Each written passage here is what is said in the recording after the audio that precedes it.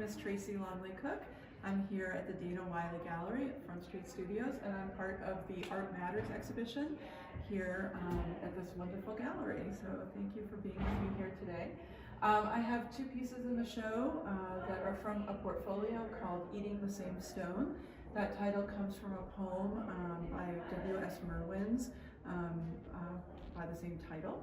And we've got this piece right here is called As the Light Lies on these White Walls, and this piece here is called From Sadness to Regret.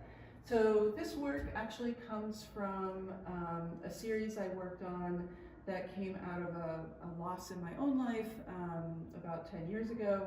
And so I realized that I didn't really have the tools to grieve properly, and I was looking for rituals, and I was researching rituals from a number of different sources, and thinking about how I could make up my own rituals and sort of talk about grief through these sort of, made up spaces and rituals in this, void.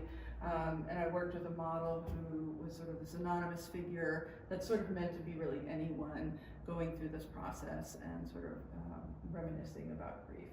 So, so this is just two works from that series.